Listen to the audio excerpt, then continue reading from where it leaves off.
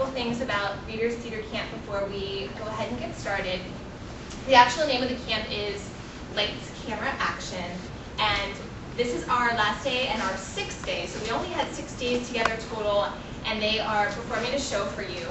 And we've obviously had to be very flexible because of renovation. You know, we're not on stage, and also it's a very small group, only 4 young ladies.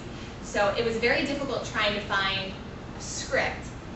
We spent actually just the first day doing drama games. And then each day after we did vocal warm-ups every day, physical warm-ups every day, some sort of skit warm-up. And then by the 2nd day we started the script itself. It is a Readers Theater script, which means for Readers Theater the emphasis is on becoming the character, speaking with emotion. There's no need to memorize lines in Readers Theater. I did that on purpose so they wouldn't feel that pressure because we had so little time together, but these girls were go-getters, and they, in many cases, are going to come out here without anything in their hand at all. If you do see a folder, it's probably decorated, and it might reflect their characters somehow, some way, and really, they're just using it as a reference. So I'm really proud of them for going an extra step. Also, because we don't have a traditional stage, you're going to see some of our transitioning, and you're going to see some things that you typically wouldn't see on a real stage. So bear with us.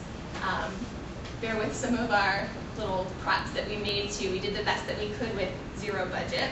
And I appreciate everything that you donated, including the great food that's out there waiting for us when we go to celebrate. So I'm very proud of them. I'm sure you're going to be very proud of them too. And without further ado, we will go ahead and get started. So, positions, please. We're going to try this in the dark.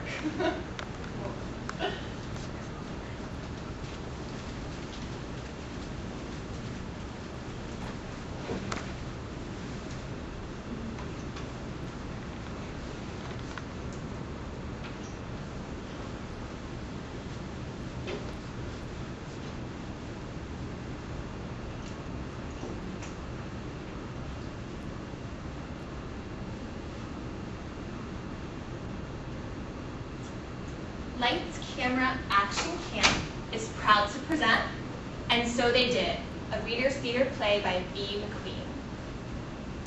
Once upon a time, a queen had triplets.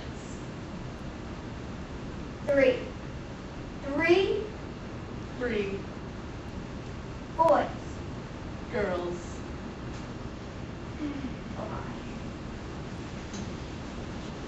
And so they were 3 little girls. Imagine 3 girls. Well, the king and the queen had the very difficult task of naming their young daughters, and they chose 3 months of the year. We have Princess April,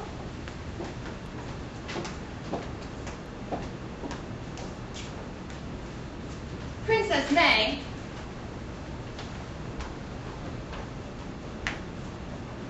and, surprise, surprise, Princess June.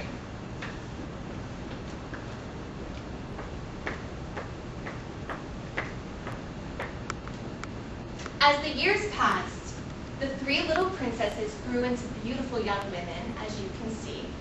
And one day, their mother, the queen, said to them, It's time for you to think of marrying. Wedding gowns, wedding feasts, and wedding balls, not to mention princes. But there's a problem. You see, there seems to be a slight shortage of princes this year. A shortage of princes? There were some very fine princes, but it appears they've all been taken. One prince, for example, found an enchanted castle. It seems everyone had been asleep for years, including the king's daughter, a real beauty. Without even knowing the girl, the prince fell in love, woke her with a kiss. A kiss? Aww. You know magic spells. You can't think of anything else to break it. A kiss will usually do the trick. Anyway, the prince was married before everyone could finish yawning. Another prince fell helplessly in love with a dead girl. With a dead girl? She wasn't really dead. Another magic spell, you see.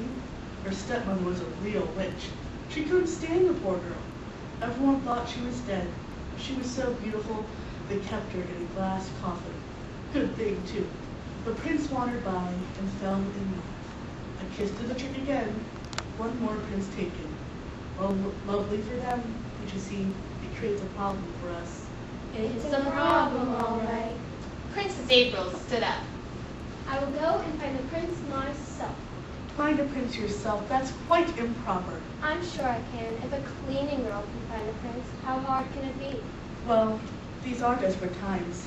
And I've heard a prince or two might be still in the northern countries. You could try there, I suppose. I will leave at once. And so she did. What of you, Mary? Will you seek out your prince too? I hope you and father won't mind terribly, and I'd rather not find a prince at all. Have you lost your mind? Not at all. In fact, I don't like being a princess very much. All the paparazzi. In fact, I'd rather be an ordinary sort of person and work in the gardens. Well, I suppose 2 princesses are enough for any castle. And there's a young man who works in the gardens. I believe he would marry me if you said he would. And so, after much pouting, shouting, tantrum throwing, and begging, the queen agreed.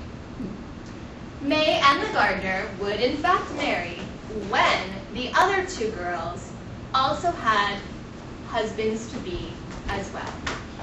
Well then, June, what of you? Oh, I think I'll put an ad in the paper. An ad in the paper? Well, I'm quite happy being a princess, but I don't want the hassle of searching for a prince. Therefore, I shall put an ad in the Castle Times. The ad will read, "Want a prince to marry. Preferably someone handsome and rich. Must be wise and kind. Apply in person to Princess June." Well, I guess it's worth a try, but I'm sure it's not wise. Who knows who will show up? Sooner or later, a nice prince will answer my ad. Until then, I'm quite content to wait. Maybe forever and ever, Mother. Very well, write your ad. And so, Princess June did. Now, it was not long before Princess April returned to the castle. Here she comes. She came with a charming prince. Well then, April, tell me how you found this fellow. It wasn't easy. I traveled north until I reached the castle. A queen and her son lived in it. But they wouldn't even talk about marriage. Spend the night